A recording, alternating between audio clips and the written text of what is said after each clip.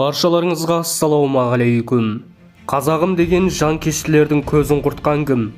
Қазақтан шыққан Илон Маск туралы естіппе едіңіз? Лениннің ескерткішін құлатып, орыстарды шулатып Қарағандыны қазақтандырған кім? Қасқырға қой бақтырған Қазақстан жайлы не дейміз? Бұл сұрақтардың жауабын сізге көрген дұрыс.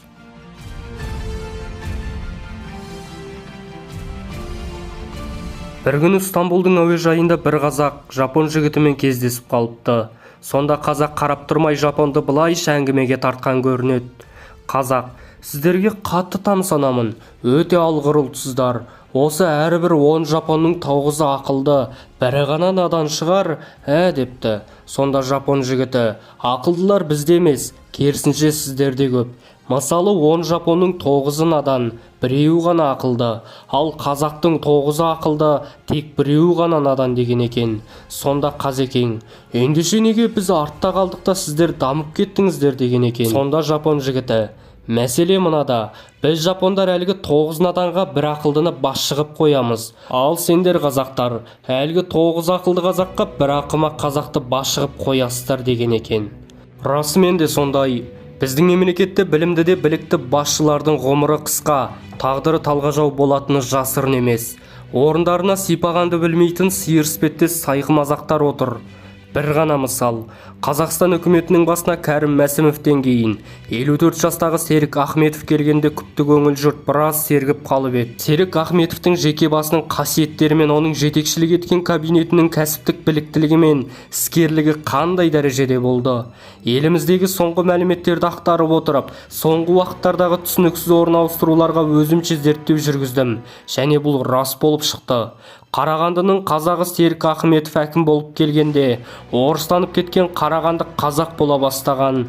Қаныш Сәтбаев, Абылай хан, Қасым Аманжолов сияқты қазақтың қасиеттеріне ескерткіш орнаттырып, бұған дейін ешбір әкімнің қолынан келмеген Қазақстандағы ең үлкен Ленин ескерткішін орталықтан алдыртып тастап, оның орнына тәуелсіздік тұғырын орнаттырды.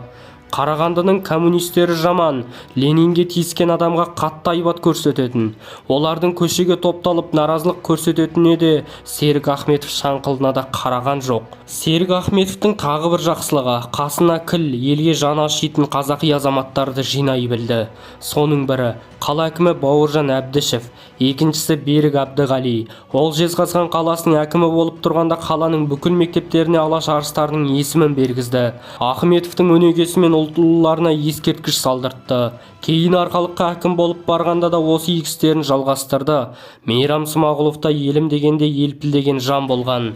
Серік Ахметов премьер-министр болған кезде Қарағанды өңіріндегі басшылық қызметтерге мемлекеттік тілді дамытуға және оны міндетті екенін айтқан, және де Қарағандының ақшалы бизнес мен шаруашылық құрылымдарының көпшілігі орыстардың қолында екенін біліп, барынша сол салаларға қазақтарды тартты. Ахметов премьер болған кезде барынша Набуко жобасына қол қоюға тырысқан, бірақ Путин Набуко жобасына қол қойдырмады. Соның нәтижесінде қазақтар өзінің газын Ресейге бар болғаны $166 сатып отыр, ал олар оны Украинаға $400 сатуда.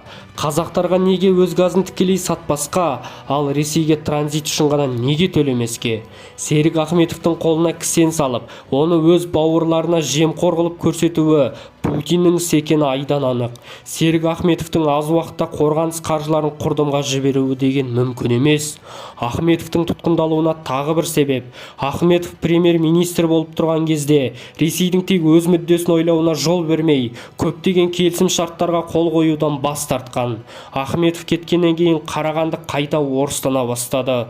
Билік басында отырған қазақтарды қыстырып, орын тағына солар қонжия бастады. Уақыт өтті. Ахметов сотталып шықты. Қазір қолында ешқандай қауқары жоқ, қарапайым қазақтың бірі болып қалды. Нендей өкінішті. Екінші тұлға Мұхтар Джакишев. 14 жыл арқалап сотталып кетпегенде қазақ елін алға сүйреп, небәрі 15 жылдың ішінде Қазақстанда толыққанды ядролық технологиялар ғылымын қалыптастырар мүмкіндігі болған.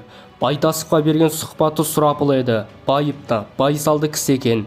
Өткен күндерді ой елегінен өткізген, астарлап тұспалдап сөйлеген сөз мәнерінен ақ Джакишевті түрмеде шіріту операциясын Мәскеудің атсалысқанын аңғаруға болады. Жалпы бізге консультант, реформатор дегенді алыстан іздеудің қажеті жоқ.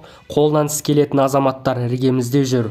Күні кеше құрылған реформа агенттігіне Джакишевті әкеп отырғызғанда Тоқаевтың жолдауындағы көп уәдесі көп ұзамай-ақ орындалатын болған еді. Астана қаржы орталығын басқарғалы қанша инвестиция тартқан тіс жарып айтпаған Келімбетовтен не ғайыр, не үміт. Сондай-ақ Джакишевті Илон Маскпен салыстыруды артықтық етпейді. Неге? Джакишевтің бизнес амбициясы мен ойлау масштабы Масктен кем түспейтін. Бәлкім Илонға қарағанда оның идеялары бір ұлттың шеңберімен ғана шектелген болар. Шынтуайтында Джакишев қазақты шикізат құлдығынан құтқарғысы келді. Ал бұған жету үшін мына жарық жалғанды тағы да сол Масктың деңгейінде парықтаған жөн. Күндіз-түні Джакишевті сатқын, опасыз деп өз қазақтарымыз жарнамалап жатыр. Қатты қателесесіздер.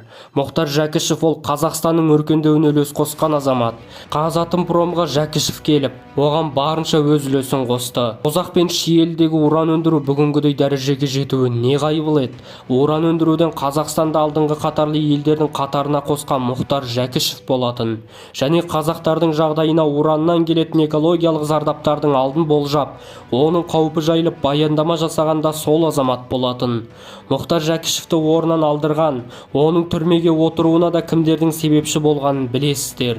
Оның түрмеге отырғаны сол екен. Елімізде Рос атом пайда болып, Қазақстанның уран өндірісін түгелімен қол астына бағындырды.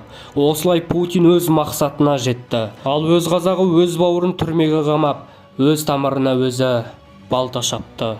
Мен бүгінгі видеомда түрмеге тоғытылып, тағдыры тезге ұшыраған қаншама боздақтарымызда осындай пұшайман күйде жүргенін осынау екі тұлғаның тағдыры арқылы жеткіздім деген ойдамын.